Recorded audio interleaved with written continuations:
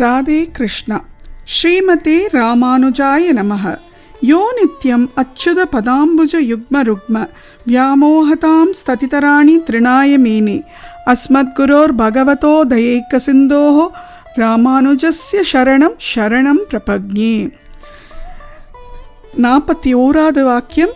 மண் பூவை இட்டேனோ குரவ நம்பியை போலே, மூலமென்று அழித்தேனோ கஜராஜனை போலே, பூச கொடுத்தேனோ கூனியை போலே, பூவை கொடுத்தேனோ மாலாக்காரரை போலே, வழியடிமை செய்தேனோ லக்ஷ்மணரை போலே, வைத்தெடுத்திருந்தேனோ பரதனை போலே, அக்கரைக்கே விட்டேனோ குஹப் பெருமாளை போலே, அரக்கனுடன் பொருதேனோ பெரிய உடையாரை போலே. இந்த வாக்கியம் வரைக்கும் பார்த்தோம். இப்போ அடுத்த வாக்கியமும் ரொம்ப அழகாக ஒரு ராமாயணத்துலேருந்து ஒரு வாக்கியம்தான். இக்கரைக்கே சென்றேனோ விபீஷணனை போலே, இக்கரைக்கே சென்றேனோ விபீஷணனை போலே, அரக்கனுடன் பொருதேனோ பெரிய உடையாரை போலேன்றது அழகான ஜட்டாயுவோட வாக்கியம். ஜட்டாயு எப்படி ராமருக்கு ஒரு கைங்கரியம் செஞ்சார் அப்படின்னு, சீதாவை ராவணன் தூக்கின்னு போகிறச்சே அழகாக சீதாவோட அந்த அரக்கன் யார்?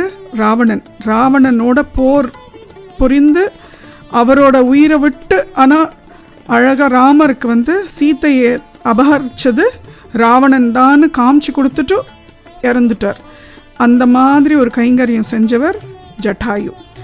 அதுக்கு அடுத்தது இப்போ சொல்லக்கூடிய வாக்கியம் விபீஷணனை பற்றி. விபீஷணன் யார்? ராவணனோட பிரதர். ஸோ இந்த விபீஷணனை பற்றி தெரிய வர்றது யாராலன்னா சூர்பனக்கையால். சூர்பனக்கை இன்ட்ரடியூஸ் பண்ணிக்கிறா அவளை. நான் ராவணனோட தங்க, எனக்கு இன்னும் 2 பிரதர்ஸ் இருக்கா. ஒரு பிரதர் கும்பகர்ணன், இன்னொரு பிரதர் விபீஷணன் அப்படின்னு இன்ட்ரடியூஸ் பண்ணிக்கிறா. அதுலேயே அவள் என்ன தெரியுமா சொல்கிறா? விபீஷணன் தான் எனக்கு ரொம்ப மோசமான, எங்கள் ஃபேமிலியிலே ஒரு மோசமான பர்சன்னா அது விபீஷணன் தான். எங்கள் குல கௌரவத்தை காப்பாற்ற தெரியாதவர்னா அது விபீஷணன் தான் அப்படின்றார். எப்படின்னா, அசுர குலத்தில் அசுரர்கள்லாம் எப்படி எல்லாரையும் அபகரிக்கிறது, எப்படி எல்லாரையும் கொலை பண்ணுறது, எப்படி இந்த ராட்சச குணம் உள்ளவர்கள். ஆனால் விபீஷணனுக்கு அந்த எந்த குணமும் இல்லையா. அதனால சூர்பனக்கா இன்ட்ரடியூஸ் பண்ணுறச்சே விபீஷணனுக்கு எங்கள் குல கௌரவம் தெரியாத ஒருத்தர்னா எங்கள் ஃபேமிலியில் அது விபீஷணன் தான் அப்படின்னு இன்ட்ரடியூஸ் பண்ணி விட்றா. ஸோ அதுதான் ஃபஸ்ட்டு இன்ட்ரடக்ஷன் விபீஷணனை பற்றி. அதுக்கப்புறம் ஹனுமான் லங்கைக்கு போகிறார், தேடிண்டு சீதா மாதாவை தேடிண்டு போகிறார். போகிறச்சே அப்போ ராமரோட மோதிரத்தை எடுத்துகிட்டு போகிறார். சீதா மாதாவை பார்த்துட்டு மோதிரத்தை காமிச்சு சொல்கிறதுக்கு. அப்போது லங்கைக்குள்ளே நுழைஞ்சிட்டாராம். ஆனால் சீதா மாதா எங்கே இருக்கான்றது இன்னும் தெரியல. ஸோ அவர் தேடின்னு இருக்கார், இங்கேயும் அங்கேயும் பார்த்துட்டுருக்கார். ஒரு இடத்துல அவருக்கு ஜெய் ஸ்ரீராம் ஜெய் ஸ்ரீராம் ஜெய் ஸ்ரீராம் ஜெய் ஸ்ரீராம்னு கேட்குறது, சத்தம் கேட்குறது. எங்கடா இங்கே லங்கையில் கூட ராமரை வேண்டவா யாரோ இருக்காளே அப்படின்ட்டு அவர் அந்த அந்த இடத்துக்கு சத்தம் வர இடத்துக்கு கிட்டக்க போய் பார்த்தா அங்கே விபீஷ்ணரை பார்க்குறாராம். அவருக்கு யார் விபீஷ்ணர்னு தெரியாது. ஆனால் அவர் பார்த்துட்டு, சரி இவர் உத்தமமான ஒருத்தர், இந்த லங்கையில் வாழக்கூடிய உத்தமமான ஒரு பர்சன் இந்த விபீஷ்ணர் அப்படின்னு அவர் தெரிஞ்சுக்கிறார்.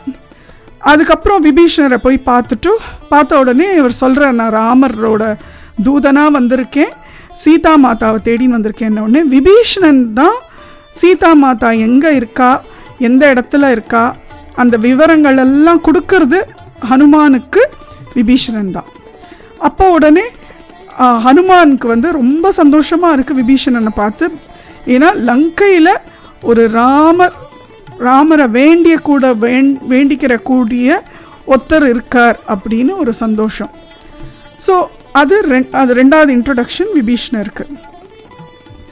அதுக்கப்புறம் என்ன ஆகுது, இங்கே திருப்புல்லானியில் ராமர், அப்புறம் சுக்ரீவன், ஹனுமான் எல்லாரும் கூடி உட்காந்துண்டு பேசுகிறான். ஸோ லங்கைக்கு போயிட்டு ஹனுமான் வந்து பார்த்துன்னு வந்துட்டார், சீதா மாதாவை பார்த்துன்னு வந்தாச்சு. இப்போ வந்து அவளுக்கு என்னென்னா அந்த பெரிய சமுத்திரத்தை க்ராஸ் பண்ணி லங்கைக்கு போகணும். அது எப்படி போகிறது அப்படிங்கிறது ஒரு பெரிய சர்ச்சையாக இருக்குது அவளுக்கு. ஸோ இவள் வந்து 3 பேரும் உட்காந்துட்டு கூடவே மற்ற வானர கூட்டங்களும் இருக்குது, எல்லாரும் உட்காந்துன்னு பேசுகிறா எப்படி போகலாம் அப்படின்னு ஆலோசனை பண்ணுறார்கள், பிரெயின் ஸ்டாமிங். ஸோ அந்த டைமில் வந்து விபீஷணர் வந்து அவரோட 4 மந்திரிகளை கூட்டிட்டு லங்கையை விட்டுட்டு வந்துடுறாராம். எதனாலன்னா அங்கே இவர் விபீஷணர் வந்து ராவணன்கிட்ட போய் தர்க்கம் பண்ணுறார். என்ன தர்க்கம் பண்ணுறார், நீங்கள் வந்து பண்ணுறது சரியில்லைன்னா நீங்கள் வந்து சீதா மாதாவை விட்டுருங்கோ, உங்களுக்கு ராமரை பற்றி தெரியாது, அவர் சாக்ஷாத் கடவுள், அதனால் அவருக்கு வந்து அவரோட மனைவியான சீதா மாதா வந்து அவளுமே வந்து பூமாதேவிக்கு சமம்.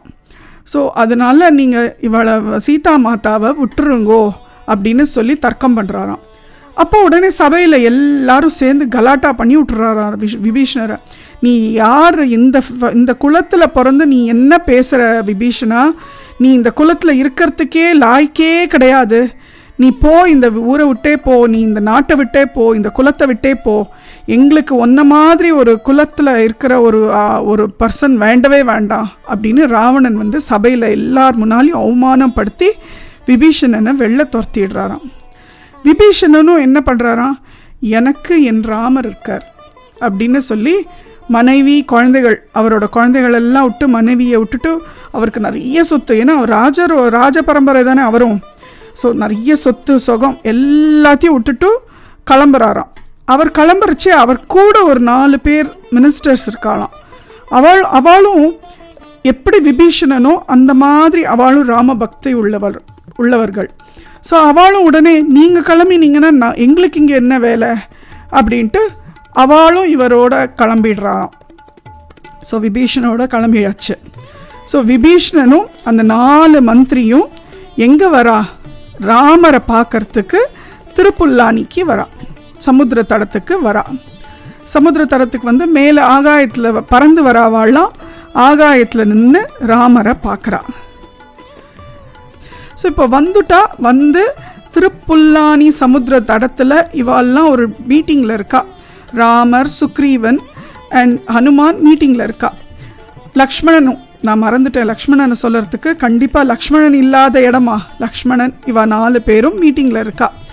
அப்போது அழகாக இவர் வந்து அங்கே மேலே ஆகாயத்துலேருந்தே நின்றுண்டு ராமர்கிட்ட பேசிட்டு சொல்கிறார், இந்த மாதிரி நான் லங்கையை விட்டுட்டு வந்துட்டேன், உங்ககிட்ட நான் சரணாகதி ஆறத்துக்கு வந்துட்டேன், நான் உங்ககிட்ட சரண்டர் ஆறேன், நீங்கள் என்ன ஏற்றுக்கோங்கோ அப்படின்னு சொல்லி கை கூப்பி நிற்கிறார். நின்ன உடனே சுக்ரீவன் வந்து அங்கேருந்து பார்க்குறார், இது பாரு லங்கையிலேருந்து இவர் வந்திருக்கார், இது ராவணனோட ஏதாவது சூழ்ச்சியாக தான் இருக்கணும், அதனால் இந்த விபீஷணனை இப்படியே திரும்பி அமுச்சு விடணும் அப்படின்னு சுக்ரீவன் நினச்சிட்டு ராமர் காதில் ஓதுறார். ஐயோ ராமா, நீ வந்து இவரை நம்பிடாத, இது வந்து ராவணனோட ஏதாவது சதியாக இருக்கலாம், அதனால் இவரை சேர்த்துக்கக்கூடாது அப்படின்னு சுக்ரீவன் சொல்கிறார். இங்கே லக்ஷ்மணனும் ஹனுமானும் 2 பேரும் சிரிச்சிட்டு ராமர்கிட்ட ஹனுமார் சொல்கிறார், ராமா, நான் வந்து லங்கைக்கு போன போது முதல்ல ராமா ராமா ராமான்னு சொல்லி கேட்ட ஒரு குரல் யாருதுன்னா அது விபீஷணனோடது தான். அண்ட் விபீஷணன் தான் எனக்கு வந்து சீதா மாதா எந்த இடத்துல இருக்கா, எப்படி இருக்கா, அந்த விவரங்கள் எல்லாம் எனக்கு சொன்னதே வந்து விபீஷணன் தான், அதனால் இவரை நம்ம சேர்த்துக்கலாம் அப்படின்னு ஹனுமான் சொல்கிறார். சொன்ன உடனே ராமர் வந்து 2 பேர்கிட்டையும் எப்படின்னா பகவானே பாருங்க, எல்லார்கிட்டையும் ஆலோசனை பண்ணி தான் அவர் முடிவே எடுக்கிறார். தனிப்பட்ட பகவான் தான் அவர், இத்தனைக்கும் தனிப்பட்ட முடிவு எடுக்கலாம் பகவான், ஆனால் அவர் அப்படி பண்ணலை. அவர் வந்து எல்லாருக்கும் முன்னுதாரணமாக இருக்கார். நமக்கு எல்லாருக்கும் நம்ம என்ன பண்ணாலும் ஆலோசனை பண்ணணும், மற்றவர்கள்கிட்ட அபிப்பிராயம் கேட்டு நல்ல விஷயங்களை எடுத்துக்கணும். நல்ல விஷயம் இல்லையா ஒதுக்கிடுங்கோ, சாரமில்லை எப்படி நம்ம சாரமில்லைன்னு ஒதுக்க முடியும்? இதெல்லாம் நல்ல விஷயங்கள்லாம் இல்லாததெல்லாம் ஒதுக்கிட்டு நல்ல விஷயம் எது நல்ல சாரமோ அந்த சாரத்தை எடுத்துக்கணும். ஸோ பகவானே நமக்கெல்லாம் முன் உதாரணமாக இருக்கார்ல, அந்த மாதிரி நம்மளும் வந்து நம்ம வாழ்க்கையில் எது நல்லதோ அதெல்லாம் எடுத்துக்கணும். ஸோ அப்போது 2 பேர்கிட்டையும் ஆலோசனை பண்ணிவிட்டு அவர் சொல்கிறாராம், அவர் வந்து எல்லாத்தையும் விட்டுட்டு வந்துட்டார். சுக்ரீவன்கிட்ட சொல்கிறாராம், அவர் எல்லாத்தையும் விட்டுட்டு என்ன சரணாகதி அடைஞ்சு வந்திருக்கார். என்ன சரணாகதி அடைஞ்சவாளை நான் ஏற்றுக்கிறோம், அதுதான் தர்மம் அப்படின்னு சொல்லி விபீஷணனை ஏற்றுன்றாராம். இதில் என்ன முக்கியமான விஷயம்னா, நமக்கு வந்து சரணாகதி அப்படின்ற ஒரு தத்துவத்தை சொல்லி கொடுத்ததே விபீஷணன் தான். ஃபஸ்ட்டு சொல்லி கொடுத்து சரணாகதி பண்ணதே விபீஷணன் தான். இப்படி நம்ம எல்லாத்தையும் விட்டுட்டு நம்ம பகவான்கிட்ட நம்ம சரணாகத்தின்னு சொல்லிட்டோன்னா பகவான் ஏற்றுப்பாராம். அண்ட் பகவான் வந்து ஒருத்தர் தான் எந்த நேரத்துலையும் மாறாமல் அப்படியே இருக்கக்கூடியவர். நீங்கள் 5 வயசில் போய் இப்போ பகவானை பாருங்கோ சேவிங்கோ அப்படியே தான் இருப்பார். 10 வயசில் சேவிங்கோ அப்படி தான் இருப்பார். நீங்கள் 80 வயசில் போய் சேவிங்கோ அப்படியே தான் இருப்பார். நீங்கள் பணக்காரராக போய் சேவிங்கோ அப்படியே தான் இருப்பார். ஏழையாக போய் சேவிங்கோ அப்படியே தான் இருப்பார். எப்படி இருந்தாலும் ஏற்றுக்கக்கூடிய ஒரே பர்சன் பகவான் மட்டும்தான். நம்மளை மற்றவாள்லாம் ஒதுக்கிடுவா. இப்போ நமக்கு பணம் நிறைய இருக்குதுன்னா வருவா எல்லாரும் ஒட்டின்ட்டு. ஆனால் பணம் போயிடுத்து இல்லை பணம் இல்லை அப்படின்னா எல்லோரும் ஒதுக்கிடுவா. அவள் நம்மளை பார்க்கக்கூட மாட்டா, நம்ம கூட பேசக்கூட மாட்டா, அந்த மாதிரி ஒதுக்கி வச்சிருவா. ஸோ அந்த மாதிரி மனுஷால வந்து நம்ம நம்பவே முடியாது. இப்போ இருப்பா, நாளைக்கு இருக்க மாட்டா. அண்ட் மனுஷால நம்ம நம்பணும்னு அவசியமும் இல்லை. இப்போ யாராவது நம்ம ரொம்ப க்ளோஸாக இருக்கோம், பயங்கர ஃப்ரெண்ட்ஷிப்பில் ஓடின்னு இருக்கு நம்ம வாழ்க்கை, திடீர்னு அவள் வந்து நம்மளை வெறுத்து ஒதுக்குறா அப்படின்னா நீங்கள் ஒதுங்கியே இருங்கோ. அவளோட திரும்பி இழிச்சுன்னு போகணுன்னு அவசியமே கிடையாது. அவள் ஒதுக்கிட்டாளா, அந்த ஒதுக்கி இருக்கிற அந்த பொசிஷன்லேயே இருங்கோ, திரும்பி போய் ஈஷிக்க வேண்டாம். ஏன்னா நம்ம திரும்பி போனோன்னா நமக்கு தான் அந்த ஹர்ட் ஃபீலிங்ஸ் எல்லாம் வரும். ஸோ ஒதுக்கிட்டாலா அது ஒதுங்கியாச்சு, அவ்வளோதான். Life is a journey in ட்ரெயினில் நிறைய பேர் வருவா, ஏறுவா, நிறைய பேர் இறங்குவா. ஒரு ஸ்டேஷனில் 4 பேர் ஏறுவா, மற்ற இன்னொரு ஸ்டேஷனில் 3 பேர் இறங்கிடுவா. ஸோ நமக்கு யார் நம்ம கூட ஜேர்னியை ஃபுல்லாக வராளோன்றது வந்து நம்ம கூட இருக்கிறவா தான். அது யார் இருக்கான்றது நமக்கே தெரியாது. ஏறுவா இறங்குவா, நம்ம ஏறுறவாளுக்கு ஹலோ சொல்லிக்கணும், இறங்குறவாளுக்கு பாய் சொல்லிட்டு போயிட்டே இருக்கணும், அவ்வளோதான். Life is like that. அந்த மாதிரி நம்ம எடுத்துட்டோன்னா நமக்கு எந்த விதமான குறைகளும் தெரியாது, எந்த விதமான கவலையும் இருக்காது. இல்லைன்னா நம்ம கவலைப்பட்டுட்டே இருப்போம். எல்லாத்துக்குமே ஒரே ஒரு சொல்யூஷன் என்னென்னா சரணாகதி பண்ணிட்டோன்னா அதுக்கப்புறம் நமக்கு எந்த விதமான கவலையும் இருக்கவே கூடாது. ஆனால் என்ன நிறைய பேர் என்ன பண்ணுவா, சரணாகதி நான் பெருமாள்கிட்ட சரணாகதி பண்ணிட்டேன் அப்படின்னு சொல்லிவிட்டு அதுக்கப்புறம் உட்காந்து கவலைப்பட்டுட்டே இருப்பா.